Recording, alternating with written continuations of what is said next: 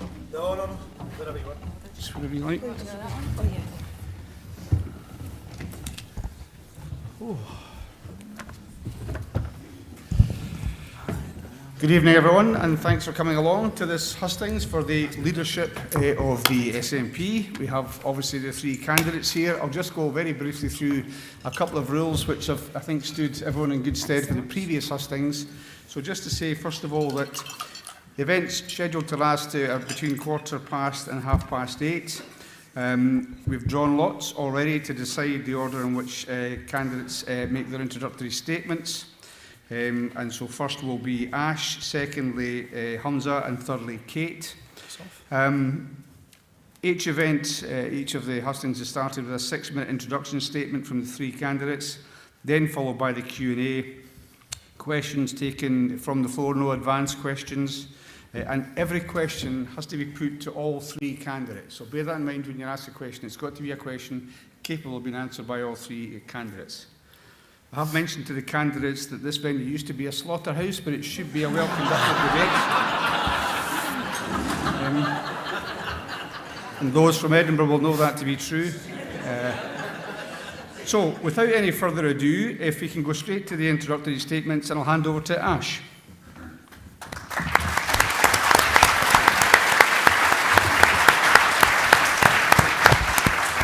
Well, thank you very much and good evening, and it's wonderful to see so many smiling faces at this event this evening. So this is the 7th husting that we're doing. I think we're getting towards the end now, but it's lovely to be in Edinburgh this evening. I know that some people have been listening to the online, the live streams, and I have been talking about the Yes campaign, and I was asking people to think about how they felt on the morning after the referendum, when we all woke up to find the result, or if we'd been up all night like I had to let that result sink in. And then I was talking about the Yes campaign, but the reason I was doing that is I was trying to sort of connect into that feeling that we all had at the time of how we'd all work together and working for a better Scotland, and that real sense of optimism and confidence and hope in Scotland and being Scottish and working towards that better Scotland. And I'm in this contest because I want to get independence, and I want to get it sooner rather than later. So, thank you. When I was in the Yes campaign, I was just really struck by that sense of everyone working together, and I really enjoyed that. And I want us to get back to that sense now. But I think at the moment there's a sense for me, and I don't know if other people share this, but that we're treading water a bit, certainly in terms of the progress towards either a referendum or the progress towards independence. And you'll know if you do any swimming that if you tread water for a really long time, eventually you're going to tire out and you'll be swept away. So I'm suggesting that actually what we need to do is to stop treading water, and we need to move forward, we need to change that direction. So I think we need to relight the fires of the Yes campaign right across Scotland. We need to heal the rifts in our own party. We need to unite with the wider movement, inspire and lead them, because I think that's the way we're going to get to independence, only if we all work together as one towards that better Scotland. So my suggestion for this is that we set up an independence convention. So the idea behind that is where everyone that's interested in an independent Scotland can work together. So civil society, other pro-indie parties, think tanks, academics, businesses, everyone all in together. And I haven't been waiting to do that. I've already been reaching out to various different organisations across the Yes landscape to talk to them and to see what the feeling is on that. And many of them are really excited to be involved and glad to be considered. So I think that's working well so far. And then my other suggestion is that we set up an independence commission. So the idea behind this is that rather than waiting until we become independent, that we actually start working on the infrastructure, the planning, the preparation for all the infrastructure that we're going to need to be an independent country.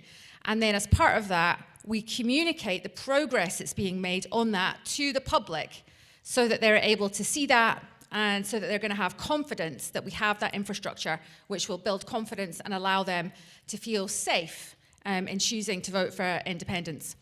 So as First Minister, I would see my role as concentrating on the priorities of the people of Scotland. And so that would be things like the NHS, the cost of living crisis, businesses, the environment, our schools, education, and so on. And I intend to put the absolute best people into those top, tough jobs and intend to give them the full freedom to do whatever they think needs to be done. And I think we need to be really transparent, really accountable. That's how we build trust in government. And with that trust in government, we can move forward towards independence, because that trust builds confidence as well.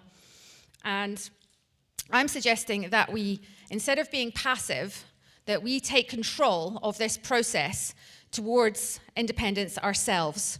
So I'm calling it the voter empowerment mechanism, and it's a permanent mechanism that treats each and every election as an opportunity for the people of Scotland to express their views. It gives the power back to the people of Scotland and lets them tell us when it's time for Scotland to become an independent country.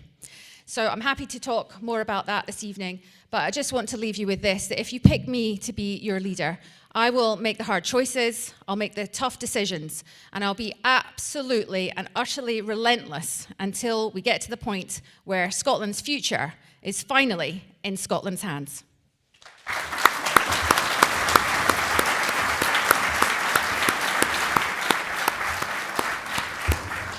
Hey, thanks very much. I should have mentioned that if anyone's taking photographs, it should only be of the candidates, not of other people in the audience. And also, I think if when Humza and Kate speak, if they can stay a little bit to this side. So are you going to do it on that side, just so we don't obscure the signing person? Over to you, Humza.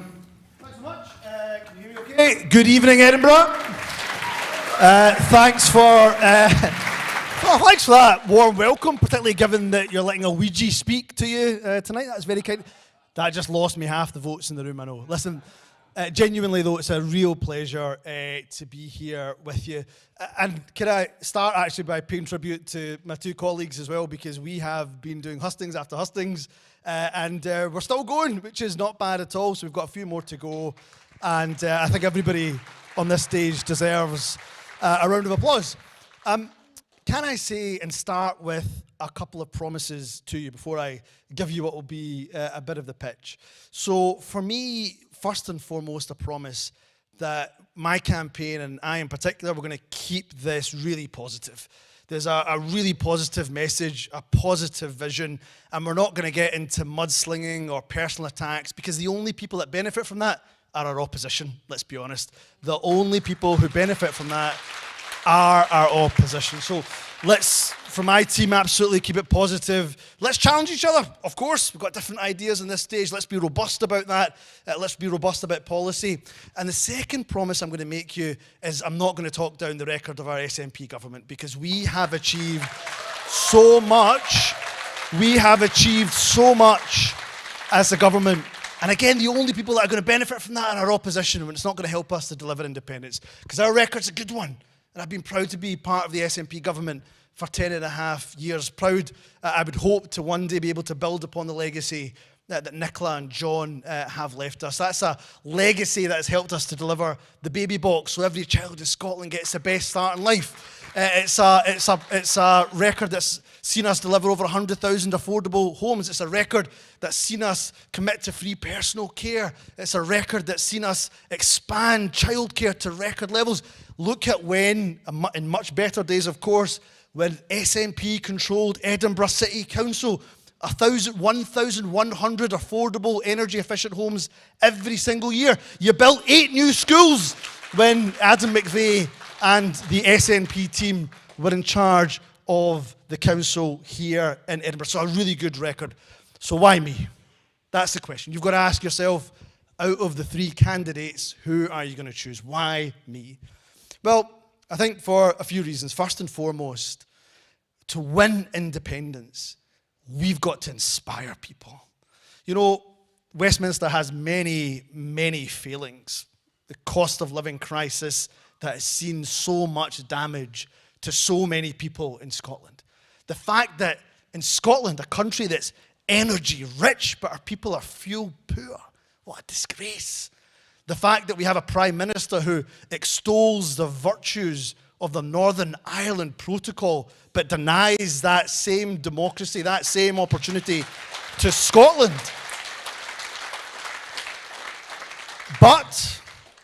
But, despite all those failings, we can't rely on people to vote for independence because of Westminster's failings. We've got to give them a reason to vote for independence. And that's the vision. I believe I've got the ability to reach across the divide, to build our support, to inspire people with a vision. Why do I want independence? I want independence not to reduce child poverty or poverty. I want to eradicate poverty. I want the powers of independence because I want to unleash our potential in the green energy sector. I want independence because I know that we can unleash this country's full potential. And there's so much more we can say, and we will say throughout the course of this debate, but we have to give people a positive reason, a vision. Why should you vote for independence? Because I promise you, if we do that, if we grow that consistent majority support for independence, independence becomes inevitable. We'll talk about the process, and again, we'll get into plenty of discussion throughout this about process, but our opponents are desperate. They're desperate for us to stay in this quagmire of process.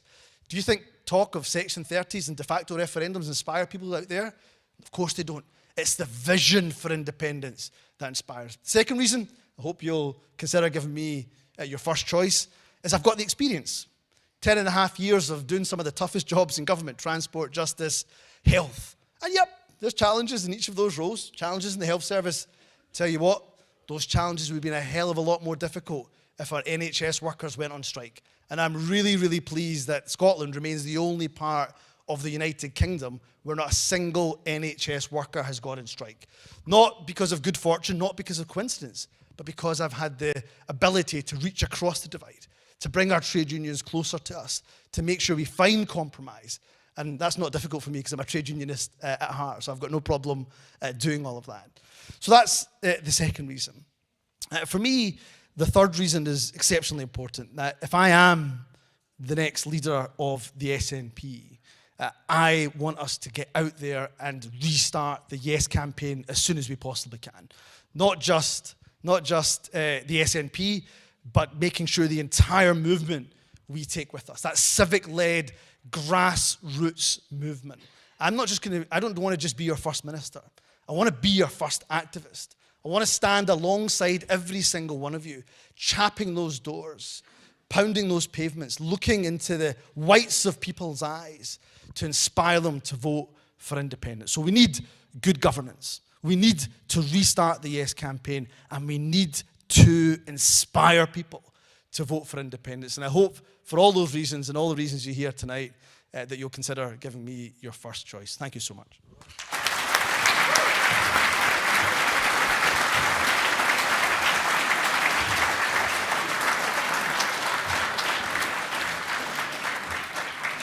Thank you very much. And Kate? Well, good evening.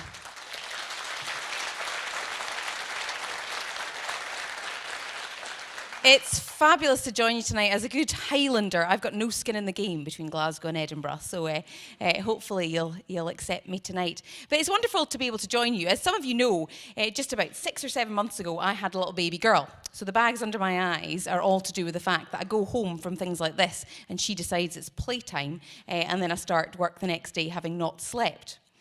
But it's been absolutely wonderful to come back from maternity leave back into these hustings. As grueling as the schedule has been over the last few weeks, it's been wonderful to get round the country and meet with SNP activists across Scotland. Because what it feels like is coming home. What it feels like is coming back to a family. Because in every part of Scotland, I've had the pleasure and the privilege of campaigning on doorsteps.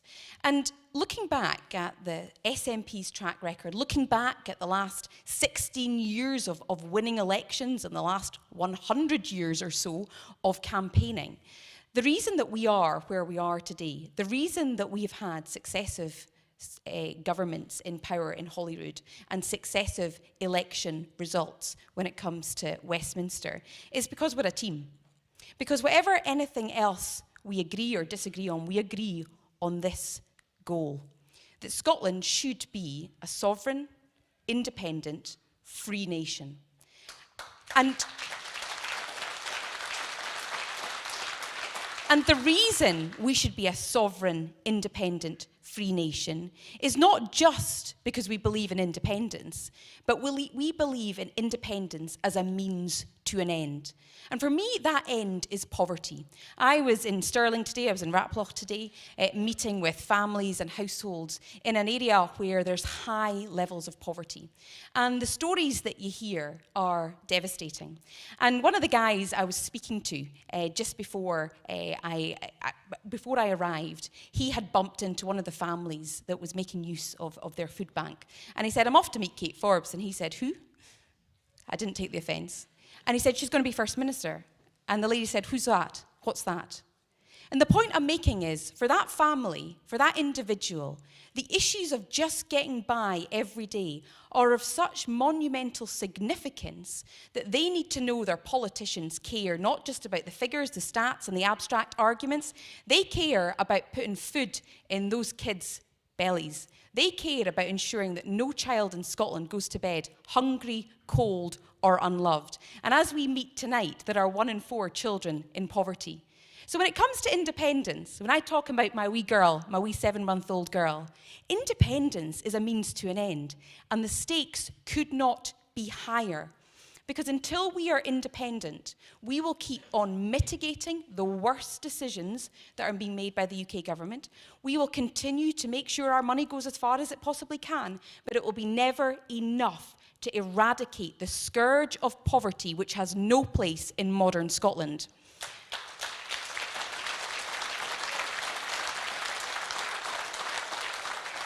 And if independence is critical, so also is the continued success of the SNP winning elections, so that we can use devolution to resolve those issues of poverty. And that's why when I take a step back and look at our success, we've been successful because we're a team. We're united with a goal. We've been successful because we've got a solid record of earning the trust of the Scottish people, that come what may, we will never let them down. And the third reason we've been successful is because we listen. We listen. When Brexit came, we listened and we stood up for Scotland. When COVID came, we listened and we stood up for Scotland. We're in the teeth of a cost of living crisis that means families across Scotland do not know how to pay next month's energy bills. We need to listen, we need to adapt. And if we care about continuing to win elections as we should and ultimately delivering independence, it matters that now again we are listening to the people. So what do I offer in this contest? Well, this is what I offer. First of all is the importance of recognising that for us to win independence, it's not enough to just persuade those who are already persuaded. Because we know, all of us in this room, all of us in the SNP, all of us in the Yes movement, we're already persuaded. But I am convinced, because I'm convinced of the arguments for independence, I am convinced we can persuade more people to support independence and grow that support. But it will take someone who can reach across the divide, who can listen, who can deliver when it comes to independence. And poll after poll at the moment is showing that it really matters for us to win independence that we have a leader that can reach out to no voters. Now, it might seem strange that I'm standing up in front of you talking about no voters, because we're all yes voters, but all of us want independence more than anything else, and that will come when we persuade people. And the other 2 reasons are this, that when it comes to devolution, I don't think it's enough to just defend devolution, although that's really important. I think we need to make devolution work as much as possible for the people of Scotland. And we've been making it work for the last 15 years. But right now, when it comes to the cost of living, our public services, our economy, we need to listen once again to what people are saying and adapt and deliver. And the last thing, what else do I bring when it comes to this contest? I bring a renewed vision a willingness to re-energise our party and ensure it's members that are running the show, members that are influencing policy and ensuring that this is a grassroots organisation where the leader listens to the members and it's members that build policy from the grassroots up. That's important. If we believe in democracy, it needs to start with our party. And I think that ultimately that's how we persuade people of the value of independence, because our membership is reflective of the Scottish public. So on that, I'm going to stop, but I take you back to why the stakes are high. The stakes are high because 1 in 4 children are living in poverty tonight. We can't let that happen. Every day that we are not independent is one day too many. And the faster we're independent and the faster we end poverty, the better. Thank you.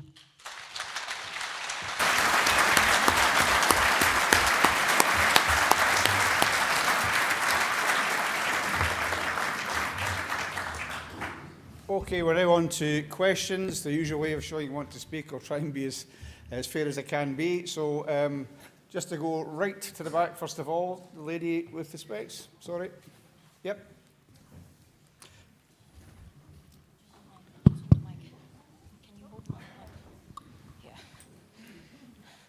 Hi there, Sarah Chung from Edinburgh Central Branch.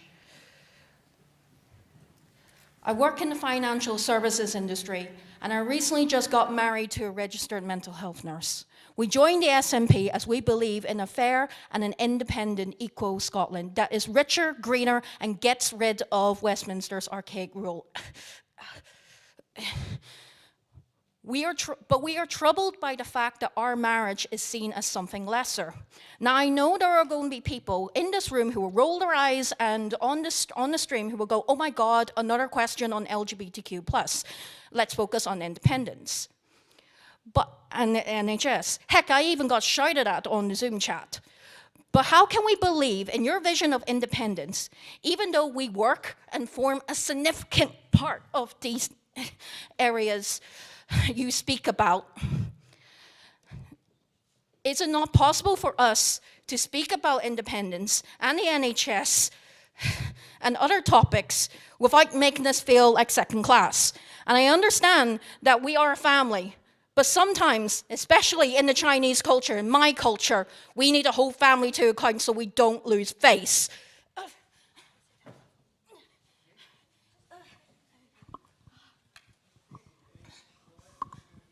So the candidates, first of all, is Hamza. Can we just make sure that the individual's okay? Sarah, okay? Yeah, Yep. Thumbs up. Okay. Listen, thanks, Sarah, for asking that question and speaking so passionately about it. Look, I don't take the view at all that we should only talk about certain issues and not talk about others. All these issues are really important. Dealing with the NHS, we'll get onto that, I'm certain. Dealing with the issues around the economy and the well-being economy in particular. But equality, of course, is important. Look, I've lived my entire life in this country, Sarah, much like you, as a minority in this country. And my rights don't exist in some sort of vacuum. My rights are interdependent on everybody else's rights. My rights are your rights. Your rights are my rights. And if we let somebody else's rights come under attack, they'll be my rights next. So it's so important that whoever is the leader of the SNP and therefore the First Minister of Scotland, that everybody can look that person in the eye and genuinely believe that their lifestyle will not be judged to be morally inferior to theirs. And I can give you an absolute promise, an absolute commitment that I won't just tolerate you, but I will celebrate you.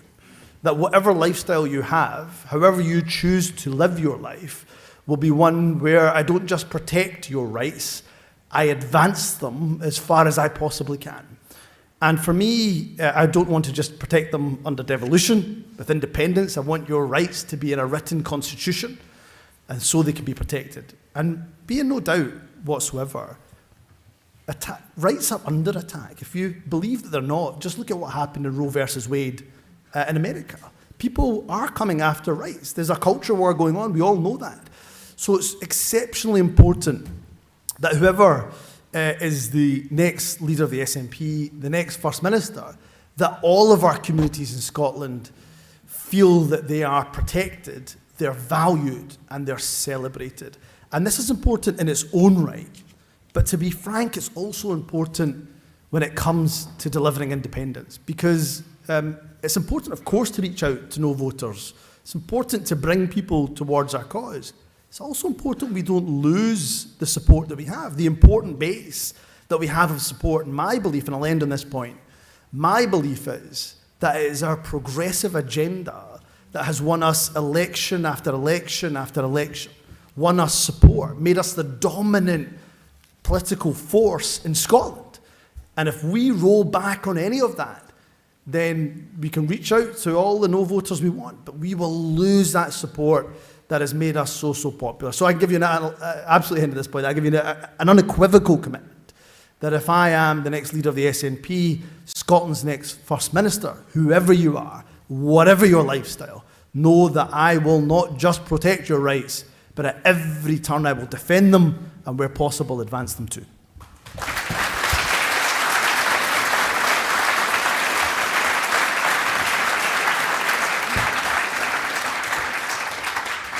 And now, Kate.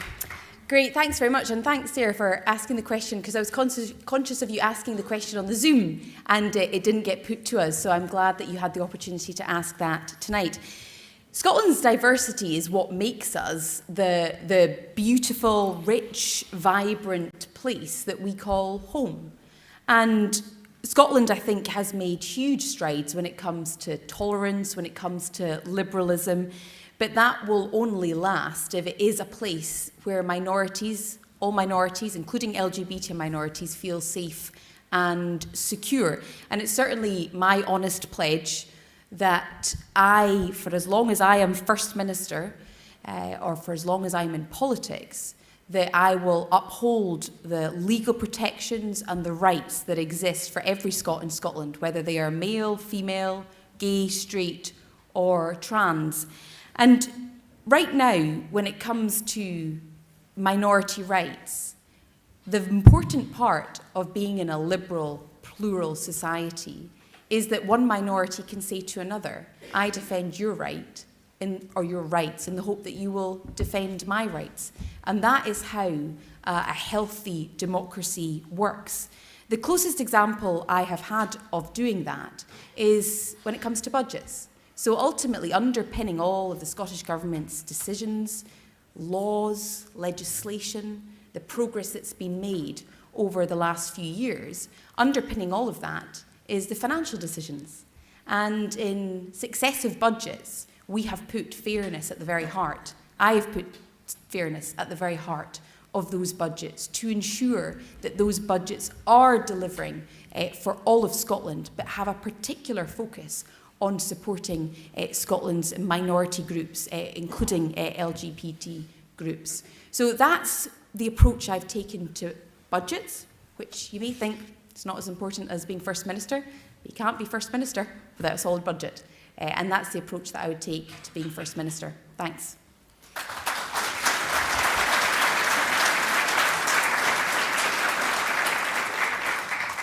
Thank you. And Ash? Thank you. Yeah, so I'm a lifelong committed progressive, and I want everyone to be able to live their best, most authentic lives in peace, dignity and safety.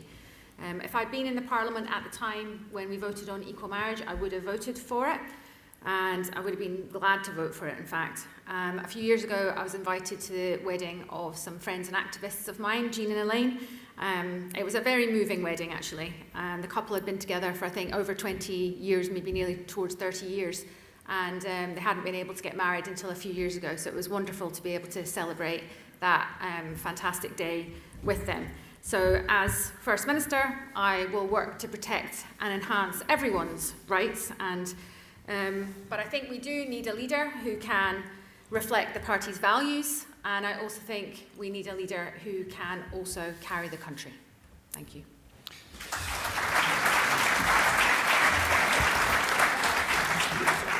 Thank you, Ash.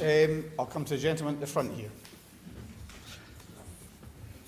Just to say the order of answering this thing will be Kate, Ash, then Humza.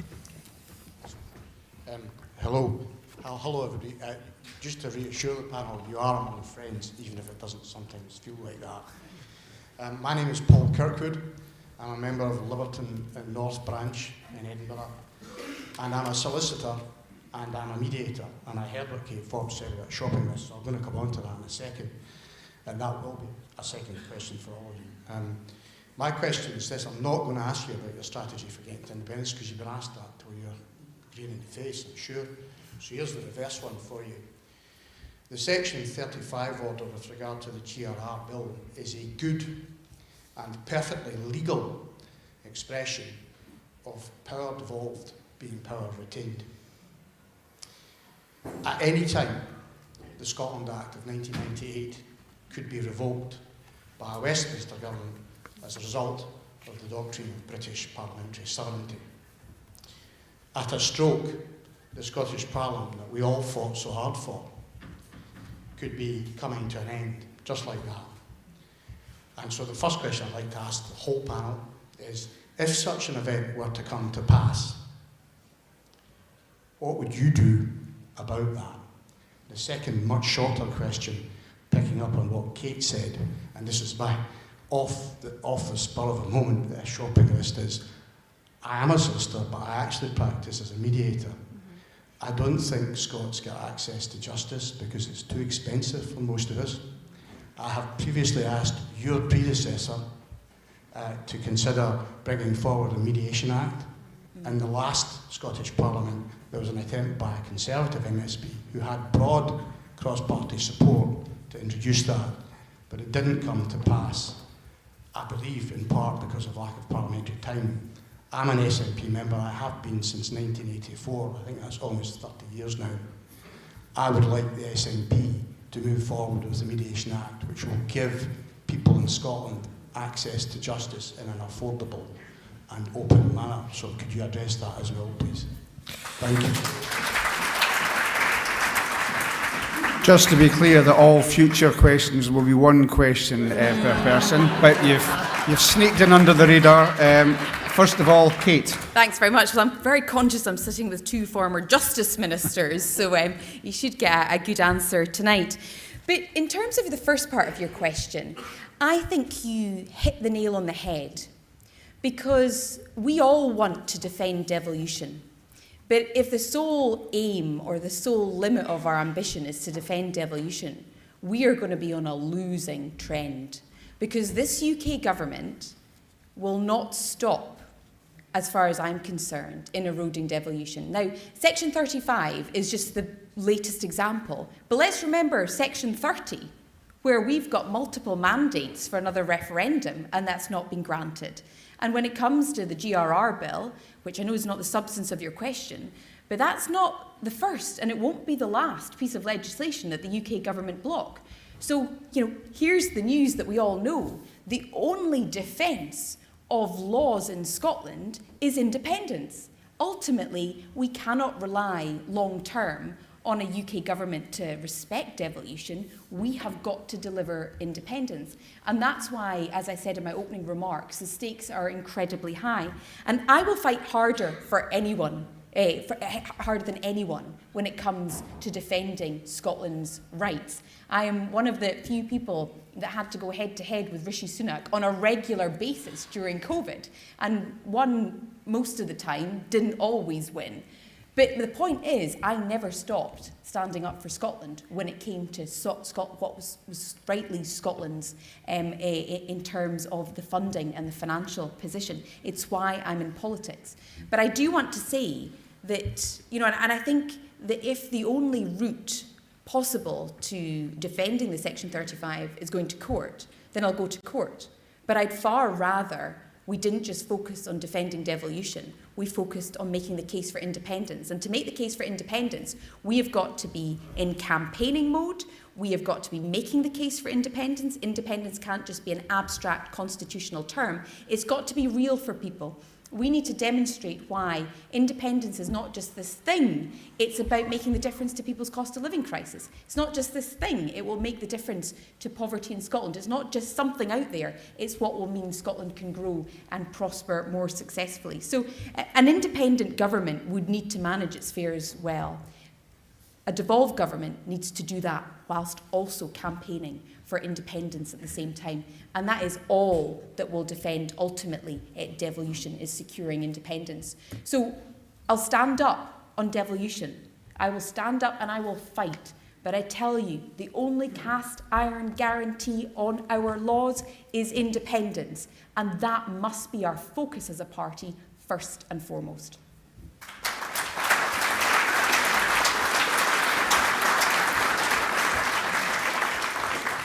Thanks, Kate. Now, Ash. Thank you. So on the mediation first, yes, there's a few former Justice Ministers on this panel this evening. When I was in the Justice portfolio, we were certainly well aware of what you're saying in terms of mediation.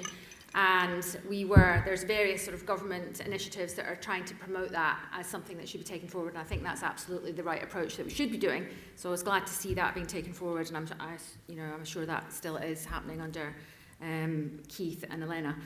So in terms of, the Parliament being closed down, we can definitely see that Westminster is, looking for all and every avenues to kind of thwart the democratic process in Scotland. We know this. They've been up to all sorts of things. One of the sneakiest ones they've been doing recently was this Internal Markets Act, which means that many of the pieces of legislation that we're seeking to use in Scotland are now coming into conflict with that. When I was a minister, I was trying to pursue fireworks legislation, and even that was coming a crop with this Internal Markets Act in terms of how we held information and how we were able to ask retailers to hold data, and we weren't able to do this. We had to find a workaround, which we did do, but it tends to make things a bit more complicated than it's necessary to do. So I don't think they would seek to close the Parliament down. I don't think, quite frankly, they would get away with it. But I think that's why, it's a bit like going back to my analogy about treading water. I think if we tread water and we're on the defence all the time, I think that's when you start to get pushed back. That's how I see it. And so, in my opinion, the best form of defence is attack.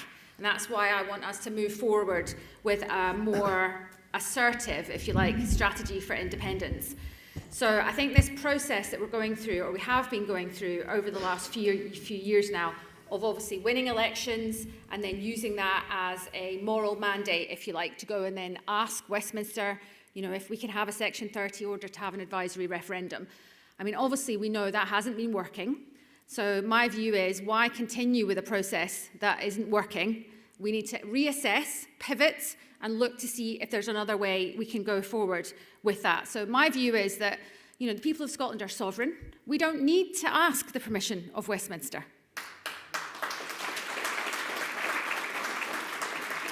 And, not many countries have become independent through referendums. Most of them have used the ballot box. So the referendum is not the gold standard here. Nicola Sturgeon and Alex Salmond were only half right. Actually, the ballot box is the gold standard here. And so I want us to move to this permanent mechanism of seeking to give that power back to the Scottish people, which is where it belongs. This is not about what Westminster politicians have got to say to Scotland, or even, what SNP politicians have got to say. This is about the people of Scotland and what they want to do and when they want to govern themselves. And I feel very sure that that will be quite soon. I looked up, obviously I've been talking about this, getting the democratic mandate a lot over the last week. So I looked up the figures yesterday. And actually in the regional list vote in the last Scottish election, all the pro-independence parties combined to a vote of 50.3%. So I think what that tells us is we are very, very close to being able to win a majority in the next election. And as far as I'm concerned, if we use the process that I'm suggesting, we are one election away from Scotland choosing to govern itself.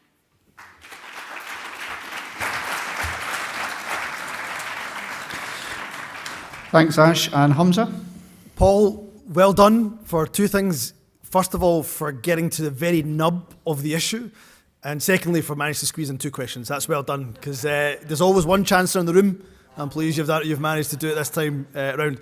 Let me get to the mediation question first, because I think it's an excellent question. We've got great expertise. Anybody who knows John Sturrock, for example, and the great work that John has done, knows about that arbitration, knows about mediation, and I'd be happy to look at the bill, because you're right, parliamentary time is what worked against the member who brought that bill forward. So I'd be happy to look because your central premise is absolutely correct. I think I can say that, and not overstepping the mark with the current Justice Secretary on this panel, but there is more we can do with access to justice. No ifs, no buts about that. Let me get to the central question you asked. For me, the next First Minister absolutely has to fight against the Section 35 order. No ifs, no buts, because that is the first time the Section 35 Westminster veto has been used.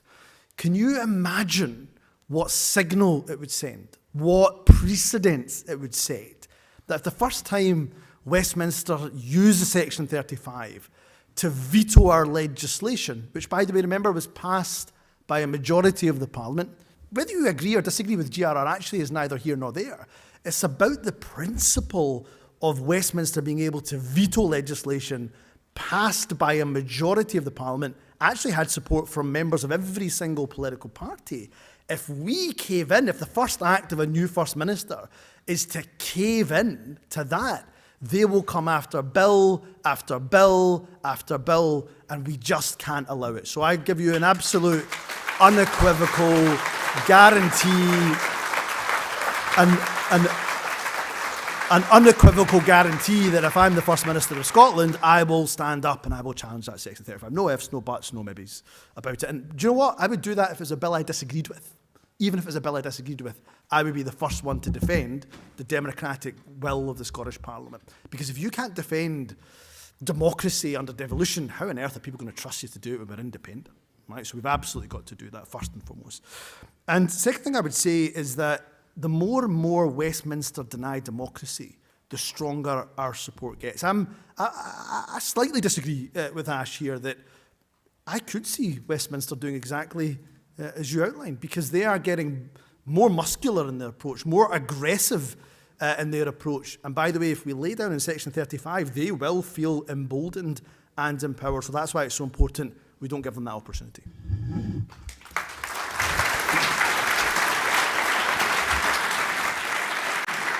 Thanks, Hamza. I'm just trying to make sure we're gender balanced in this. The lady with, is it a glove? Yes, there you go. A hat, there you go. Thank you. I'm not exactly the tallest, so I had to find a strategy too. My name is Marta Matos Coelho. I'm a City of Edinburgh councillor, and I'm a very proud New Scot. So you can see where this question is going. We are 7.5% of the population of Scotland, and we chose Scotland as our home. And we are, hopefully, all 7.5% very proud. So my question has two parts. Sorry, it's not two questions, two parts. I need to be different. So first part is, I remember on the last manifesto for the Holyrood election, there was a promise to look at the physical proof of the settled status. So what would you do if you become leader, First Minister, all that? The second question has to do with childcare. Because on top of being a New Scot, I'm also a single mom. So I have no family here to support me.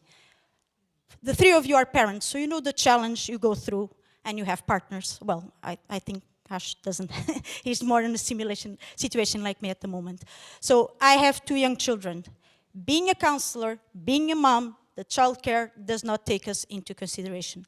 So we have spoken about childcare. It's important for all the parents, but what would you do taking into account single parents and New Scots and so many families that don't have grandparents to help? Thank you.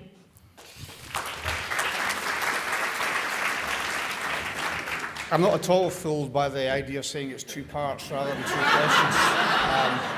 I think she got away with it. Full marks for innovation. Just to say that if you do ask two questions, it means that somebody else won't get the chance. So we'll try and stop that from now on. But it's up to each of the candidates if they want to answer it. And first of all, we go to Ash.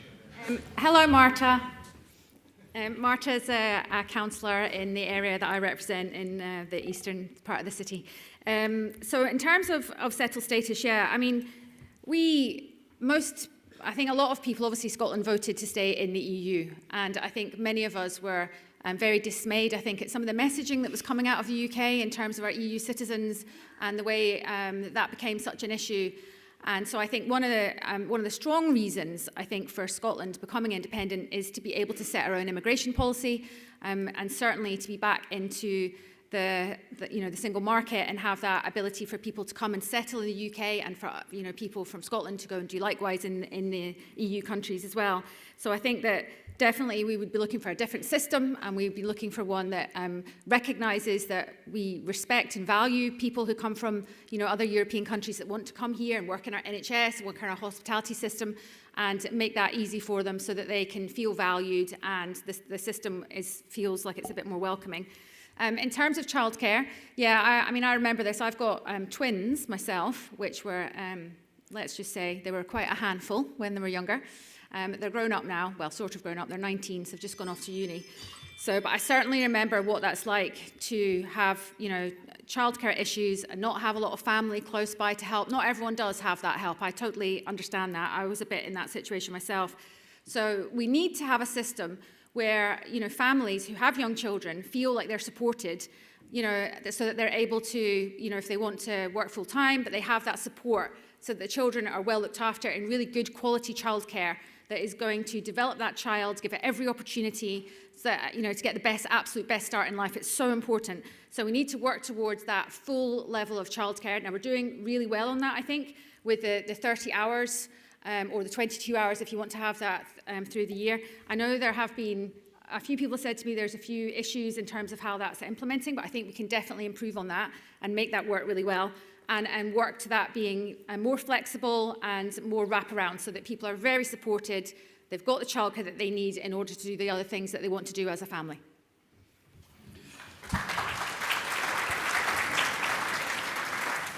Thanks, Ash. And now Kate. Thanks very much. Well, I'll start with the childcare one, because it's something that's particularly on my mind at the moment, because although home base is up in the Highlands, that's a 4.5-hour drive. And so when I'm working in Edinburgh during the week, I'm in Edinburgh, and it's me and baby, 7-month-old baby, without the support, the infrastructure around me, and needing to make that work. And the SNP has done a lot to invest in the expansion of childcare, obviously expanding it to 3- and 4-year-olds and vulnerable 2-year-olds.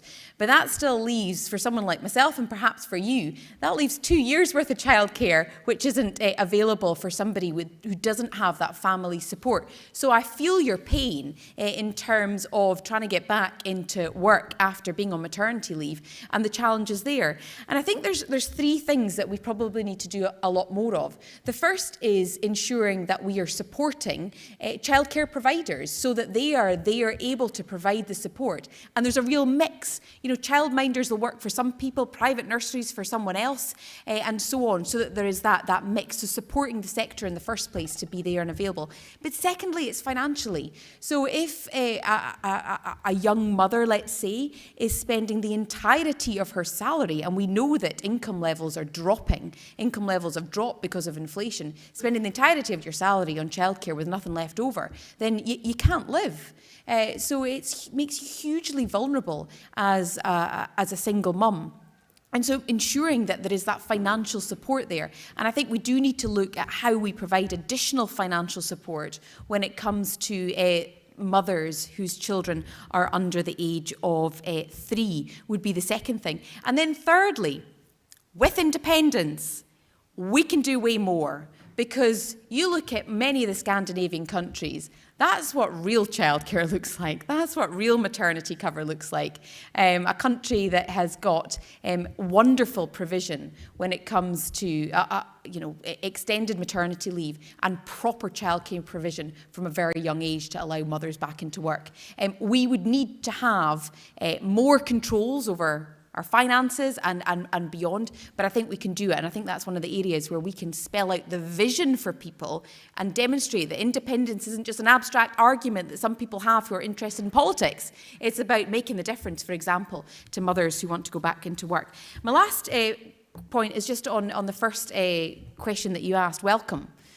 Scotland has historically always had a problem with immigration. I love the fact that people make Scotland their home. And we want that 7.5% to be higher, because we need more people. We need more people. And it is It is one of the marks of a progressive country to be welcoming to refugees, asylum seekers, and those who want to make Scotland their home for a whole host of different reasons. And it breaks my heart. I find it devastating that post-Brexit we have these requirements for more paperwork to prove that you are allowed to be here when Scotland wants to welcome people into this country. So, you're welcome. We will do all that we can with the devolved powers of making Scotland an attractive place. We will do all that we can to make that case internationally. Please come to Scotland. And before we're independent, we can start planning for independence and how we make it a far more attractive immigration approach.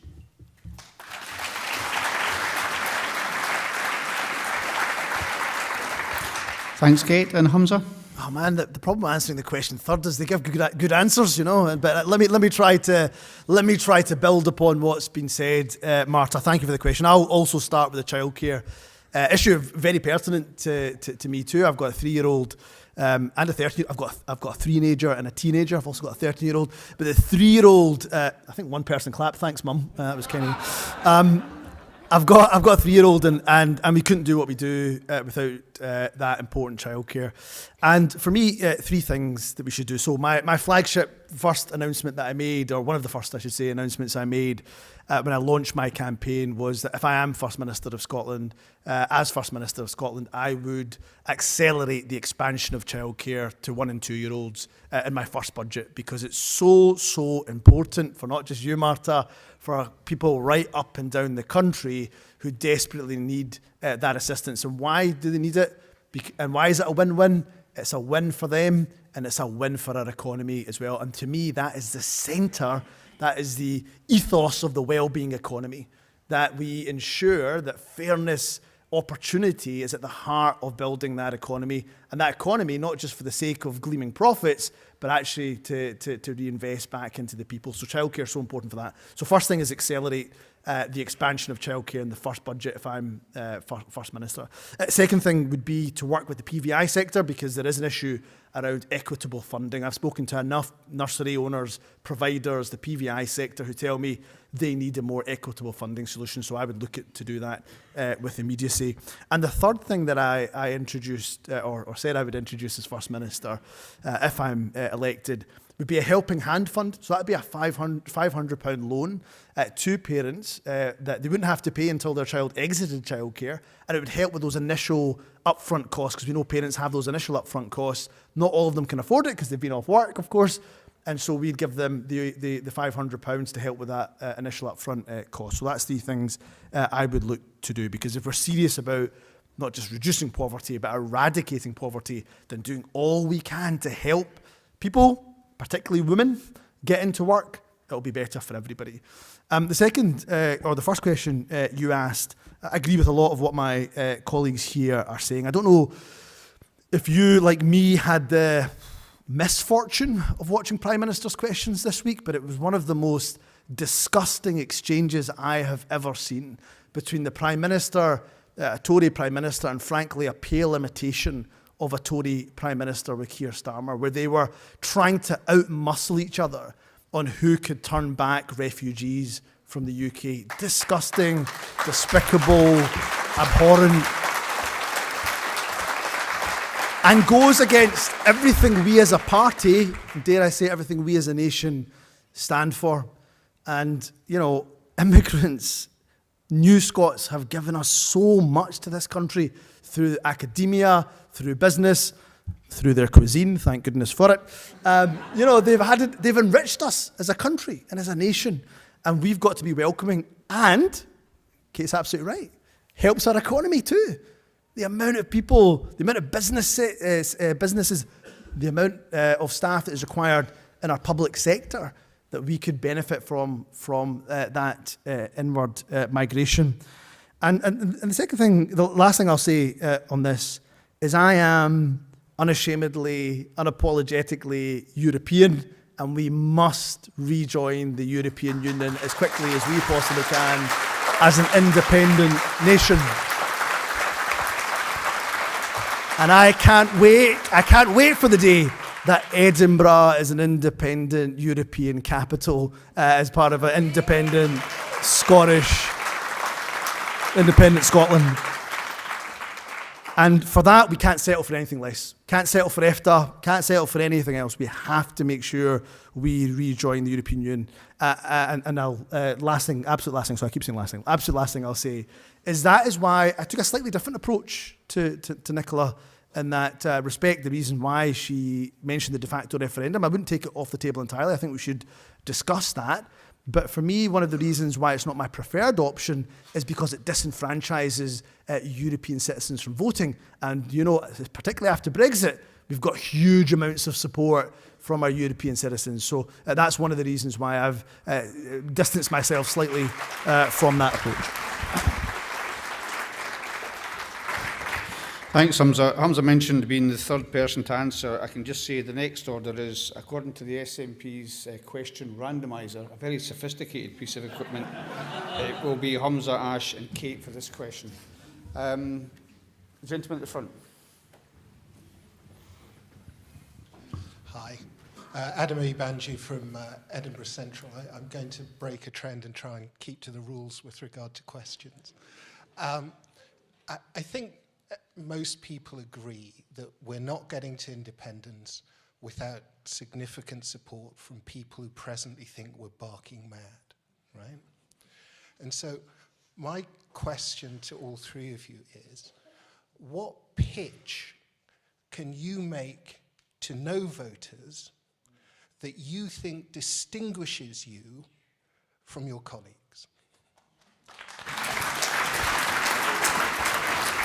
Thank you, Adam. And Hamza? Actually, I suspect that there is a lot that unites us on this question, because for me, as I said this in my opening contribution, Adam, was an excellent question, is we've got to get off this issue of process. I'm not saying we don't discuss process, it is important, and we've got to find a process to get us to where we need to get to, but it is going to come when independence becomes that consistent majority view. And to do that, we have to provide a vision. So we have to, first of all, govern well. And I think we've got a good track record to build upon. But we've got to govern well. We've got to have the best people in government. We've got to show what we can do with devolution so people believe that when it comes to independence, my goodness, we could do even more on top to build upon devolution. So first of all, govern and govern well. Secondly, we need to be ambitious. What was the spirit of 2014? The spirit of 2014 was hope over fear. In a nutshell, it was hope over fear. And we need to give people hope. By God, people need hope. And we've got to say and be ambitious. It's not about reducing poverty. I want to eradicate poverty. I want to be bold on land reform. I want to make sure that when it comes to renewables, for example, I want to unleash the green potential of this country. 77,000 jobs in the green economy that can be unleashed. You know, we do that. We don't just lease off our renewables. We should take an equity stake. We should make sure that profits come back to the people, not just remain with shareholders. We have to tackle land reform. Land in this country is in the hands of too few people. It has to be in the hands of most of us. So if I'm being honest and really truthful with you, Adam, almost 16 years in government, we've got to re-energize and find that bold, radical spirit that's made so many people vote for us, still vote for us, and build upon the legacy. So the vision is to inspire. I could say 101 things about what I think we could do with independence. Don't worry, Keith, I won't say the 101. But we've got to absolutely get out there, and there's no shortcut, Adam. We've got to speak to every single person on every single doorstep. We're going to win this if we go city by city, town by town, village by village, doorstep by doorstep. If we do that, then I promise you we win our independence. We only do it when we inspire with a positive vision.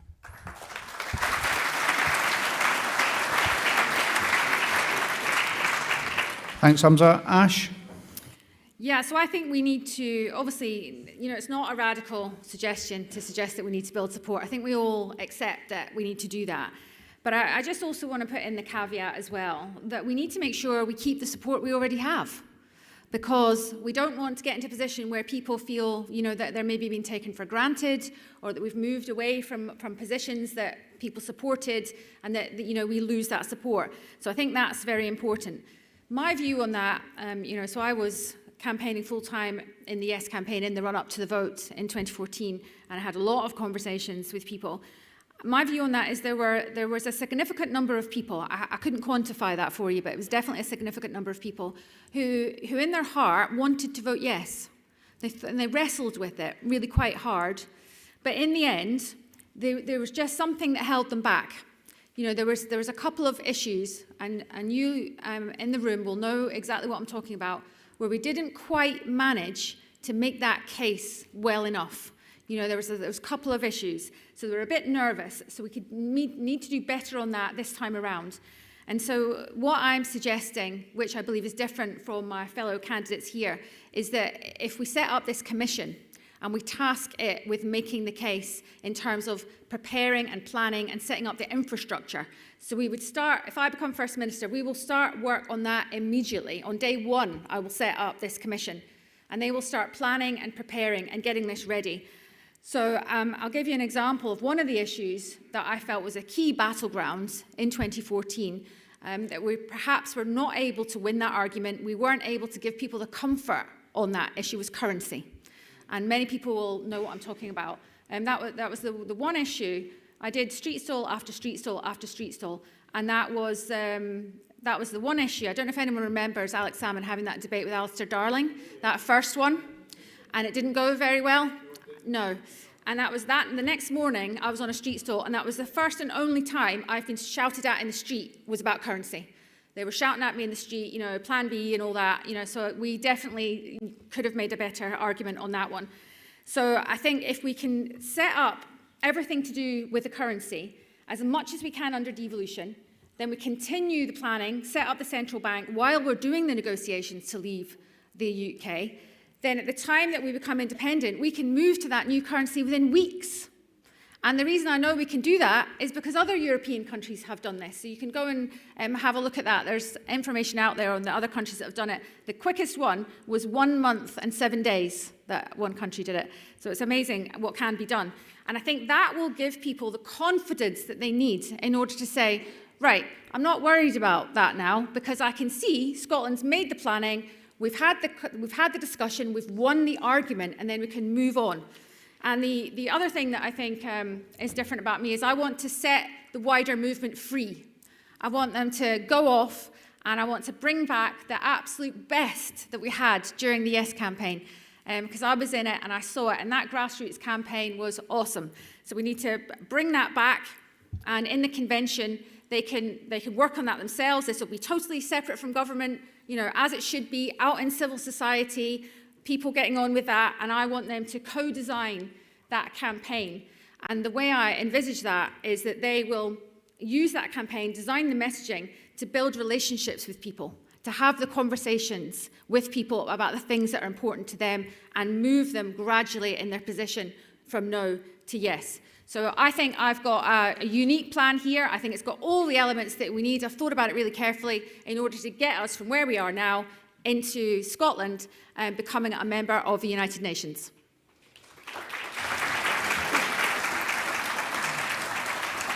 Thanks, Ash. And Kate? Thanks very much. Well, I think this is probably one of the most important questions that the SNP needs to be grappling with right now, which is, again, as I said in my opening remarks, ironic, because it's not about convincing all of us, it's about how we reach out to those who are not part of our movement. And before I come on to really answering your question, which is what might I offer, can I also say that I think it needs to be addressed as a team. I have two, for example, exceptional colleagues on either side of me, both of whom have unique skills, talents, experiences when it comes to reaching no voters. Hamza is in a league of his own when it comes to communicating and reaching out to people and persuading people. Ash has a clarity of vision, which I think is exceptional. And ultimately, when it comes to persuading people, we're only going to do it as a team. And all of us have different skills, abilities, backgrounds. We've got lawyers in the room. We've got people from all walks of life. And we are the ones that are going to shape the vision and the message to convince people, and then we're the ones that are going to use our contacts, our friends, our family to persuade them. To directly answer your question, what can I bring? I think the fault lines run along the economic arguments. And if there's one thing I think I can do, it's about making the economics real for people. So we hear GERS figures batted around, and do you know, there's a lot of debate about them, but actually not often do you hear people getting in and about them and underneath them when it comes to the general public. You know, how many people know that 70% of the revenue raised in GERS is determined by the UK government? 40% of the spend is determined by the UK government. And yet they use that as an argument to show why Scotland can't afford to be independent. It shows precisely why Scotland can't afford not to be independent. So, on all the infrastructure about the economy, we need an answer. But more than that, we ultimately need to show how Scotland can be wealthier, fairer, greener. Because here's the deal. There's other independent countries that don't have half the resources that we have, but are wealthier. And why is that? Because they're not shackled to an old-fashioned Westminster economic model. So that's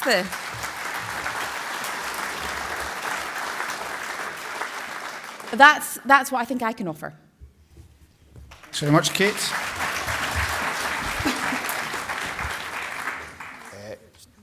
Time to get some gender balance again. The lady just over here.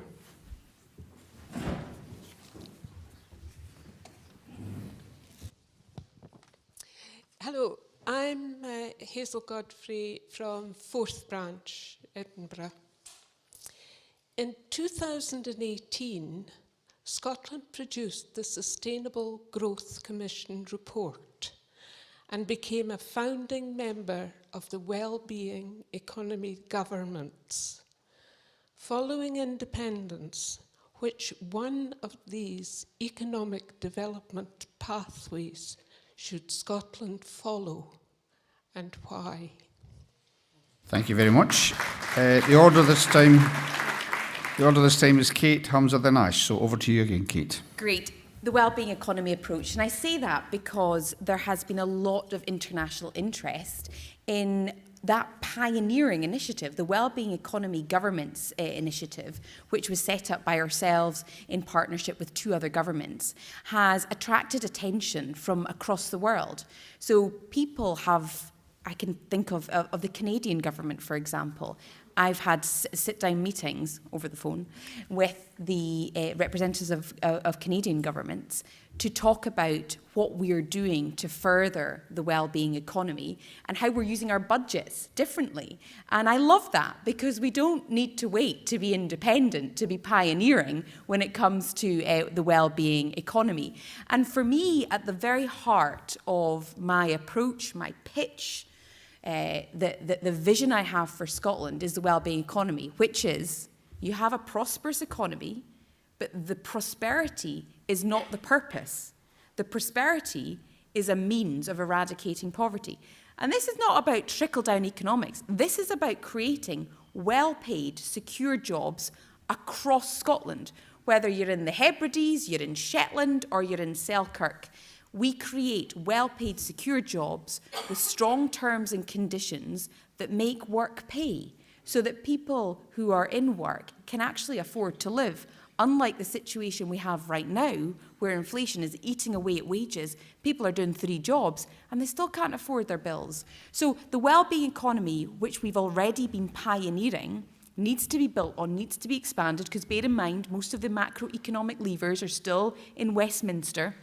But where we have been able to shift, we have done so already. And I think there's a lot further that we can go. Prosperity, eradicating poverty, public services.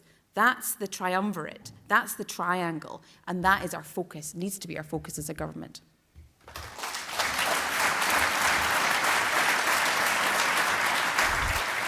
Thanks, Kate. And Hamza? I think the Sustainable Growth Commission's out of date. I think it's not the approach I would take. The wellbeing economy is absolutely the approach we have to take. Unapologetic about that. Great work that's been done by Believe in Scotland. I think they're an excellent organisation. Gordon McIntyre, Kemp and others who've been involved. They had a poll out last week, if you saw it, an excellent poll that showed if we centre our economic approach in the wellbeing economy, support for independence goes up and consistently stays in the mid-50s. I'm ambitious, I want to go even further than that, but it's a pretty good place to be. And for me, that is at the heart of that wellbeing economy approach. An economy that works for the people as opposed to the other way around. That fairness, happiness, health, they are given as much weight, nay, more weight than economic growth. Economic growth for a purpose. And we do that, goes back to Adam's question, we do that, then we inspire people. It doesn't have to be the way it is at the moment. You know, I remember, and I'm a Ouija at heart, of course, that what Jimmy Reid said, rat races are for rats, right? We need to get off that rat race. We need to say to people that actually we need to work for a purpose, not just to work ourselves to the bone. And there's great work also being done, has already been done by Shona Robinson, Neil Gray, and the Fairness and Social Justice Commission. I would commend that work to anybody that wants to take a look. And I agree that we can demonstrate what we mean by a wellbeing economy right now. Of course, we could do so much more with the powers of independence of that. There's just simply no doubt. But we can demonstrate now. And one of the things that, again, I am unapologetic about, unashamed about, is that I plant my flag down on the path of progressive taxation. I absolutely believe that if you earn more, you must pay more. And if you earn more and pay more, then that's what, if you take 23-24 under John Swinney's most recent budget, and 23-24, what he's done by doing that, and which carries, by the way, popular support, is that allows £1 billion more to come into the health service. That's £1 billion that we spend in paying our nurses, our porters, our paramedics, and everybody in the health service fairly.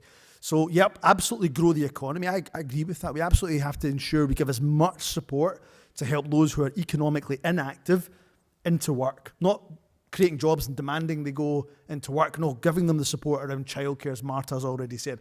Giving them as much support, holistic support to get them into work, and we're doing some of that. But do not ever cede any ground when it comes to progressive taxation.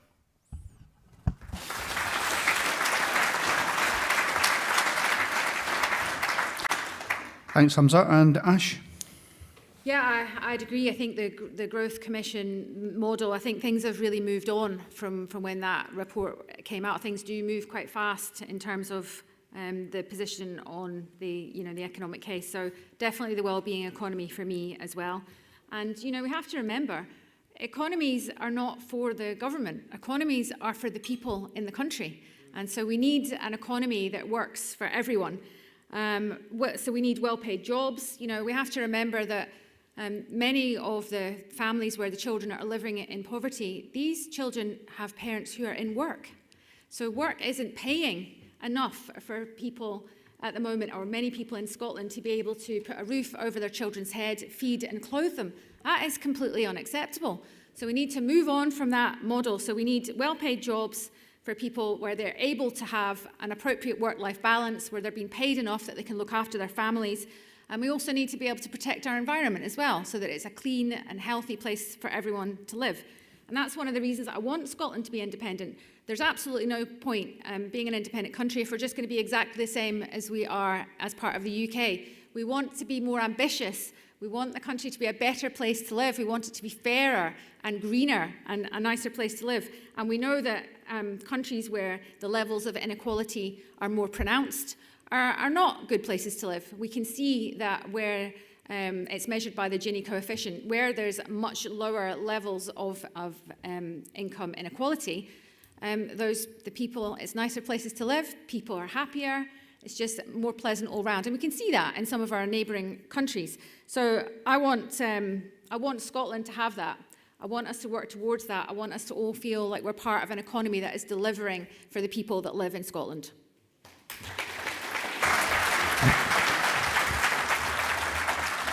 Thanks, Ash. Just to say the next order of answering will be Humza, Kate, then Ash. I've been trying to make sure it's gender balanced and from the front and the back, but I've forgotten the sides. So I'm going to go to Joe, who, as always, has caught my eye just over here. Joe. Thank you, Chair, and thank you for effectively chairing such a good debate this evening. My name is Professor Joe Goldblatt. I'm with the Edinburgh Central Branch. And I think we can all agree how lucky we are to have such talented candidates. Thank you for stepping forward.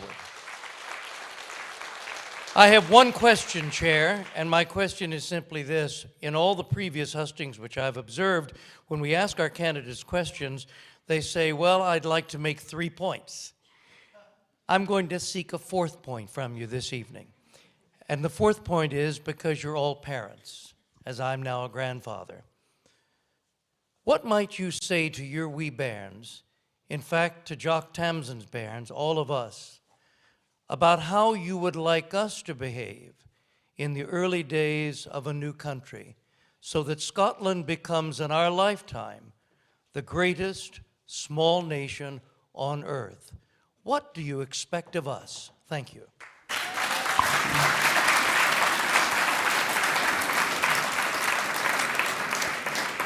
Question from a true professor. Humza, you're first. Oh, what a question from Professor Goldblatt, and a true internationalist of our movement as well. So we're actually lucky to have Joe as part of the party, part of the movement, and really grateful to him for asking that question. That's not me sucking up for your vote, by the way. Genuinely know the good work that you've done for me, and congratulations on becoming a grandfather too. What great news as well. Though, can I say, on behalf of parents everywhere, to their own parents, the grandparents of their children, can you stop giving them so much sugar and then handing them back to us?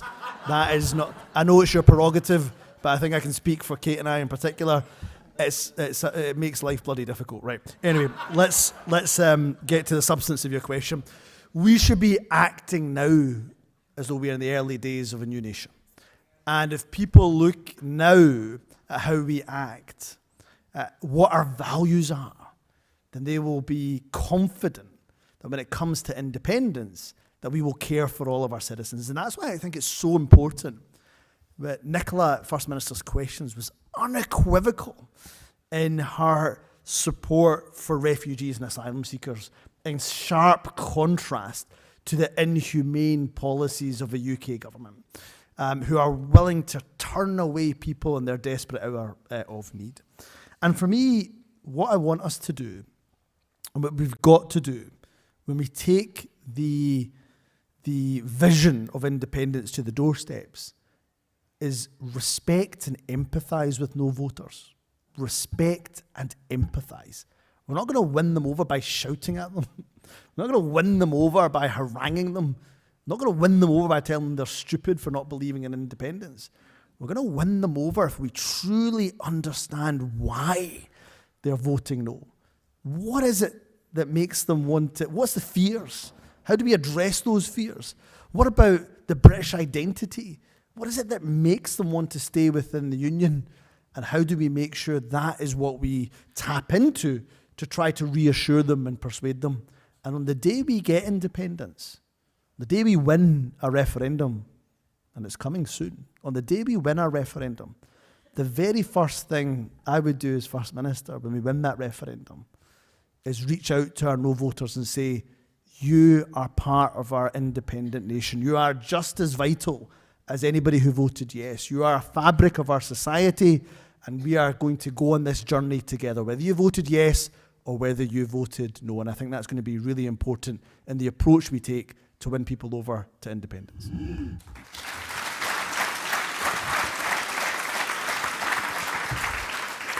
Thanks, Humza. And Kate? How do I want us to act in the first few days of being an independent country? I want us to act as though we believe in ourselves, because we will only become independent when we believe in ourselves, and success is not inevitable. We need to believe in ourselves. So the same message as I will be sharing with my daughter as she grows up will be the message I want to communicate to every citizen in the first day of an independent Scotland. Believe in yourself. You are smart enough, talented enough, wealthy enough, creative enough. You have a track record, a heritage, a culture, a history, which you should be proud of. And no country at the point of becoming independent will have been as wealthy and successful as Scotland will be when we become independent. But to reach new heights, it's really simple. We Scots, we think humility is a virtue, and it is. But do you know what? So is self-confidence.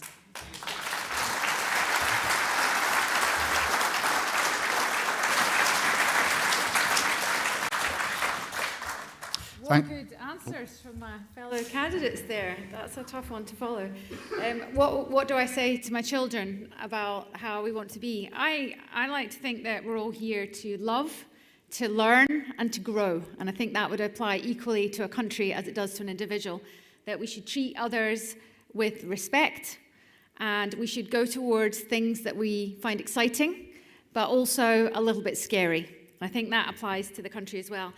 I'd also like to say that I think Scotland might like to have a constitution, that we might like to develop a constitution, that we might like to crowdsource that constitution, and that it would reflect, codify, and showcase the values that we hold dear in Scotland and in that new country of a new Scotland.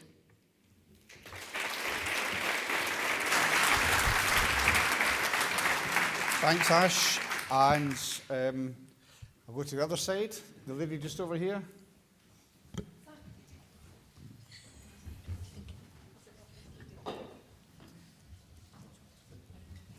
Thank you very much, Deputy Leader, for noticing me. My name is Catherine Wooldridge. I am from Dundee West Branch, and I promise I have quickly condensed a three-question into one question. The Butte House Agreement with the Green Party has been a success, but I have heard some candidates say that the Green Party won't work with them. Please explain why that is, as I think it's your responsibility to ensure that the Butte House Agreement continues as part of your effort to provide good governance and to unify the Yes movement. Thank you very much.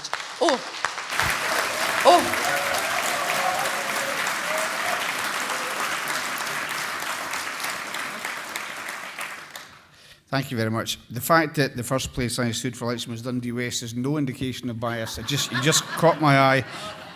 So it's going to be Kate, Ash, then Humza. So Kate. Great. Well, prior to the Butte House Agreement, the level of stress every year to get a budget through was enormous. And the Butte House Agreement made budget process a lot easier and a lot more focused on the issues where we could jointly unite. So if there's anybody who, A, valued the Butte House Agreement, but B, had experience of negotiations with the Greens, it's me.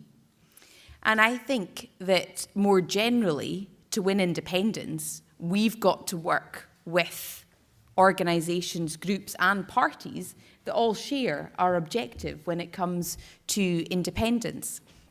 One of the sort of values of the Butte House Agreement, though, is that it aligned our joint efforts where we agreed, and it identified areas that were excluded. So one of those areas that was excluded was, of course, economic growth and economic prosperity. Now, I think from Scotland's perspective right now, there's a lot more that we could do when it comes to economic prosperity. In terms of the well-being economy, there's well-being, which is really important, but there's also the economic part. So we do need to see more growth, not least when our economy grew by 0.1% last quarter. So the point I've made when it comes to the Butte House Agreement is that I would like to continue to work with the Greens, and I think we need to look at how to ensure we can work with the fact that I'm so keen that we focus on our economic potential, focus on economic prosperity, really unlock the potential of key industries, because I think that prosperity element is vital In fact, it's almost non-negotiable if we're serious about eradicating poverty and reinvesting in our public services. So my approach has been, I've always worked well with them, keen to continue to work, but I have got a focus on economic prosperity, which I think is really critical to the people of Scotland and those kids in poverty that I talked about at the beginning. And if we can find a way of continuing to work together whilst maintaining that focus on economic prosperity, then I'm sure whoever's finance secretary will continue to enjoy budgets a lot more than I used to.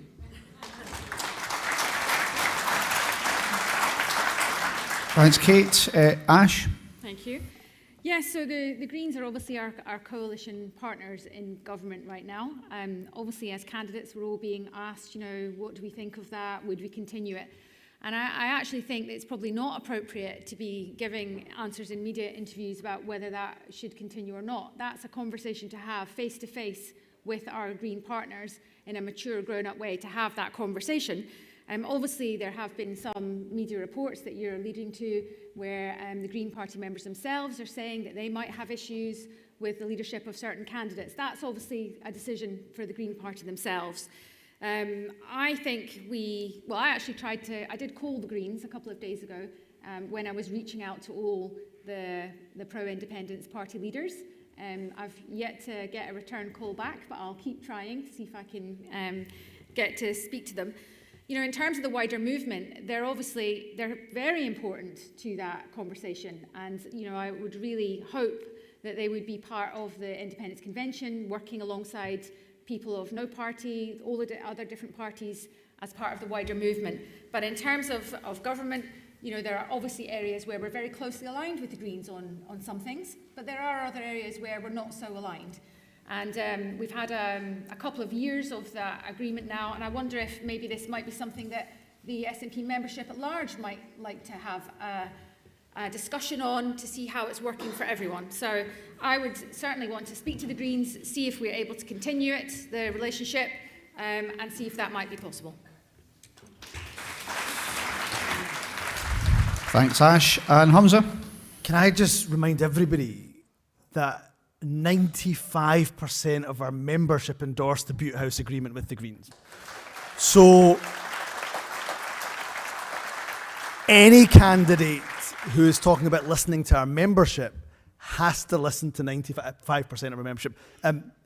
Whoever wins this leadership contest is not going to get 95% of the votes, I can guarantee you that. So it's about listening to, we should have self-confidence, it's true, but let's be realistic, right? So 95% of our membership voted for that Butte House Agreement. So for me, I just will leave you not with one scintilla of doubt that to me that deal with the Greens is worth its weight in gold. Absolutely worth its weight in gold. The reason why is because, yep, we've been in minority government before, but I'm telling you now, sitting in that chamber as I do, it is one of the most toxic environments for our opposition. Can you imagine that the first act of a new First Minister of the SNP is to rip up a deal and reject our Green partners? And you'd have to rely on Douglas Ross or Anna Sarwar to pass our budget. Madness for any SNP leader to even contemplate doing that. And, I'm sorry, it's not for a new leader to come in and start to unpick a Butte House Agreement that was agreed by 95% of our membership. To say that we now want to insert economic prosperity, but it's the well-being economy that they believe in and that we believe in. And so to unpick that and to damage that relationship won't just cause us difficulty in the Scottish Parliament. I promise you, it will have ripple effects for councils up and down the country. So it'll have huge impacts and huge effects right across the country. So I am saying, as I say, in order that I don't leave you with a scintilla, an iota of doubt whatsoever, as First Minister, I would honour that agreement. I would honour our membership. I would want to strengthen that pro-independence majority in Parliament. And I'm a unifier. I want to make sure I reach out to the entire movement. You can't do that if you reject and disregard the second largest independence party in the country.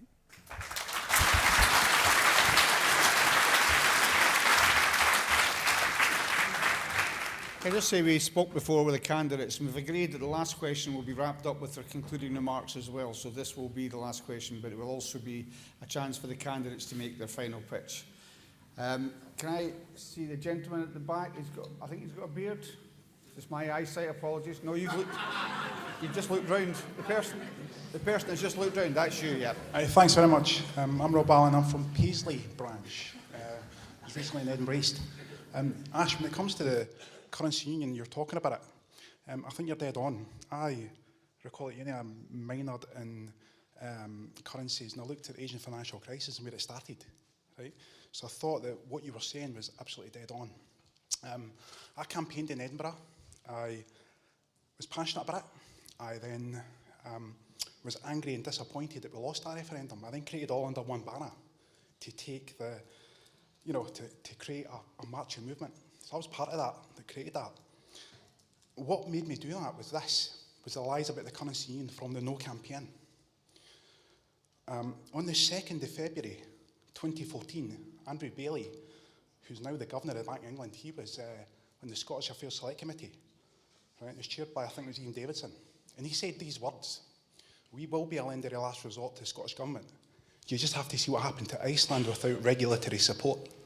And that was on the channel, parliamentary channel number 81. I didn't record that, but what I thought I'd do is I'll get it on BBC iPlayer. And BBC iPlayer, if you can be quiet just now, please. And BBC iPlayer, what they done is they didn't broadcast that. Now, what I've done is I then wrote to the Bank of England and asked them for their transcript. Okay? Yeah. Okay, so Ash has addressed it earlier on, but I didn't hear much about it in terms of that from Kate or Hamza. I mean, can you explain how you would advance that concept?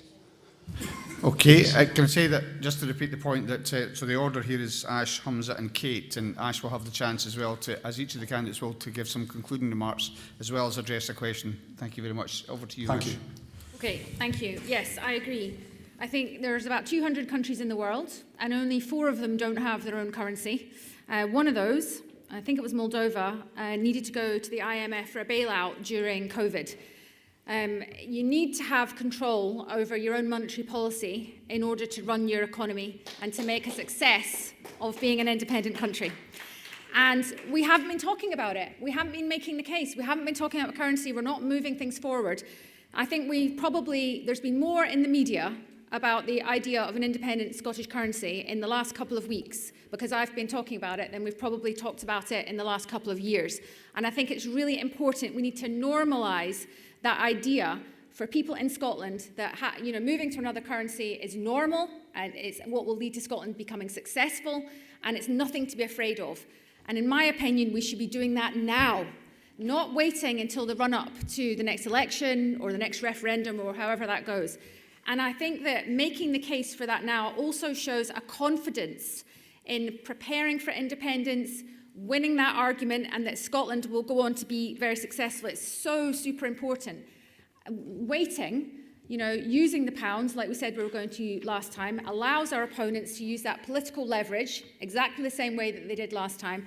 And it's also a crazy experiment on the Scottish economy that no one else would take the risk with, quite frankly. We need to move to our new currency as soon as possible. So, I won't say any more about that, but I think I do have, if anyone's interested, I think I have with me some mock-ups of a possible Scottish currency, the designs from the Scottish Currency Group. So if anyone wants to have a look at them, they can come and talk to me about them later. But in summary, as we're finishing up this evening, I just want to say to you all that I don't accept that Westminster has a veto on the views of the Scottish people. So that is how I'm approaching this. I want to be assertive. I want to give the people of Scotland back the power to choose their own future. I believe I have a plan to get us to independence. So I think we either settle for devolution or we fight on towards independence. And I would like to be your leader to fight on towards independence. Thank you.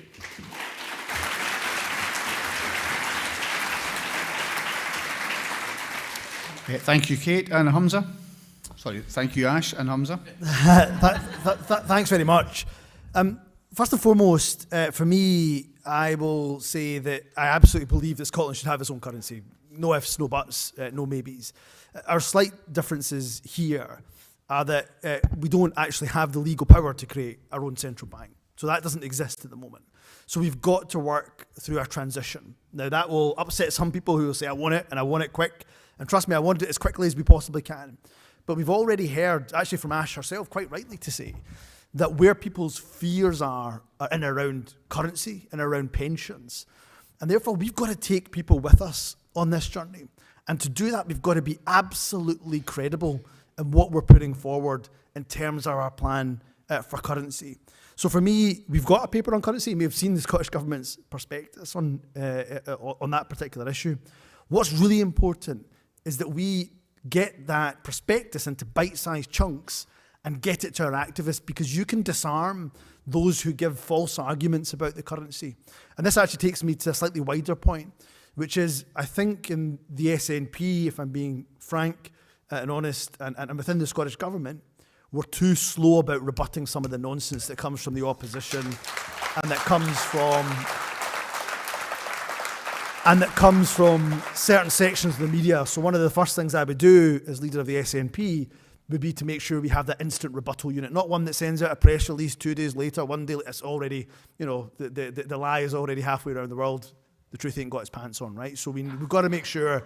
I didn't make up that phrase, by the way, so for Paul, who seems to enjoy it. So I think we have to have that instant rebuttal unit that counteracts some of the lies, and they will tell lies about the currency. They will tell lies and disinformation about every single part of our prospectus. So for me, absolutely Scottish currency, get there as soon as we possibly can. There's got to be our transition period, because we've got to set up the institutions in advance. But as soon as we can, absolutely have that independent currency.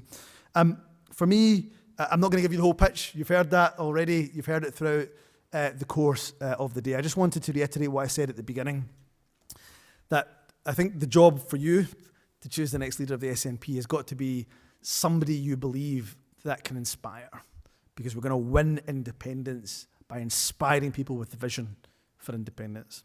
It's got to be somebody that you believe that can keep our support and then grow our support and unify right across the movement. And it's got to be somebody who, of course, can govern and govern well. I think all of my colleagues absolutely can do that. And I hope you believe that I could do that as well. And then who is it that's going to be with you shoulder to shoulder? Who's going to stand with you, whether it's in the rallies, whether it's chapping the doors, whether it's leading from the front. And I want to be able to do that, but not as the leader alone in the SNP. We have huge amounts of talent right across the entire party. I've been with pride on a Wednesday afternoon when Stephen Flynn tears them apart in Westminster, or Mary Black tears them apart in Westminster as well. Well, your very own Tommy Shepherd, he's blooming good as well, I have to say, and tears them apart in Westminster. And we've got great talent in local government, hundreds of councillors up and down the country who are doing an amazing job at the front line. Or, of course, excellent colleagues in the Scottish Parliament as well, and amongst the wider membership. We've got to harness that talent. Nicola, when she stood down, I was gutted. Absolutely gutted. But you know what? It's also an opportunity where new faces can come to the front, where we can re-energise that movement. And I give you my promise, you're stuck with me. Whatever happens, I'm a son of this party. My dad joined in 74. I've been a member for almost 20 years. I hope to win. I wouldn't be in the contest if I didn't think I could win it. But if I don't, I promise you this, whoever is our leader, I'll be standing behind them 100%.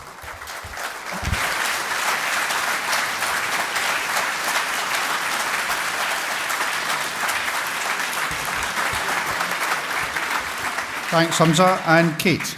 Thanks very much. Well, Scotland will move to its own currency. My view is that it needs to do that at a time that is right, because what's most important in the first few days of independence is having a stable economy. It's that stability that will keep the bills paid, it's that stability that will ensure the wages are paid, and it's that stability that will actually make the difference to Scotland being a wealthier, fairer and greener country. And we do then move to our own currency when the time is right.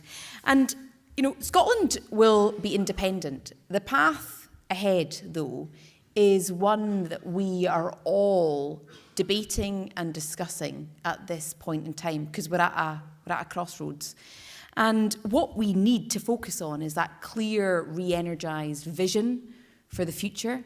We need to look again at how we persuade those who aren't yet persuaded. And apart from anything else, we need to keep being a team. And unity is not uniformity.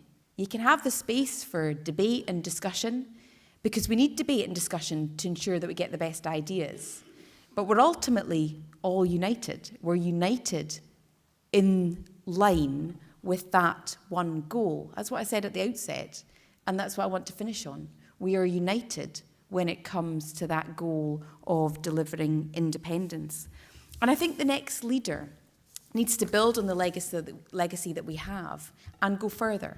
The next leader needs to take the fight to the opposition.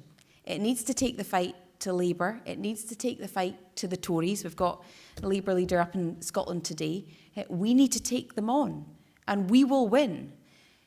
But the next leader also needs to be able to reach out to no voters who may not have a say in this contest and won't necessarily be voting for the SNP right now.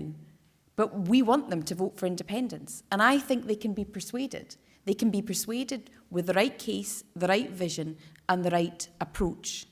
And the last thing we need from a leader is a leader who can govern well, who sees their job as, yes, standing up for devolution, absolutely, but never being content to only defend devolution, and instead will use devolution to ensure we serve the people of this country. Because the reason that we keep winning is because the people trust us. They trust us to have their best interests at heart. They trust us to do whatever we can to serve them and their interests. And they trust us to take them into the future. And we need more people to trust us, because we need more people to support, not just the party winning elections, that's important, but to win that critical key election, the day that Scotland chooses to believe in itself and become independent. We're there. We believe in ourselves. We believe we can be fairer, wealthier, and greener. And we need to persuade more people that independence is not an abstract concept. Independence is the route to eradicating poverty, to being a prosperous country, and to being fairer. And one day we'll get there. And one day we'll be looking back, 5 years into independence, celebrating our 5th Independence Day, 10th Independence Day, 20th Independence Day. And those in the dim and distant future will be celebrating 100 years of independence. It's coming yet, it's coming soon, and we're going to get there if we go together. Thanks.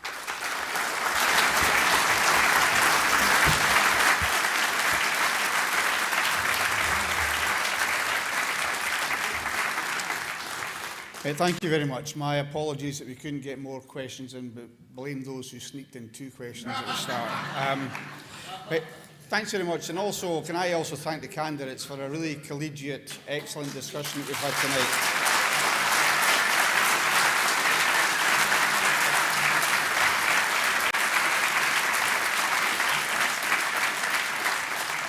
I should also say that I run a couple of times for Deputy Leader, and I found that to be stressful. This is a whole different level. It's a gruelling process that's been gone through, and each of the candidates deserves the utmost credit for putting themselves forward in the first place. So thank you for putting yourself forward.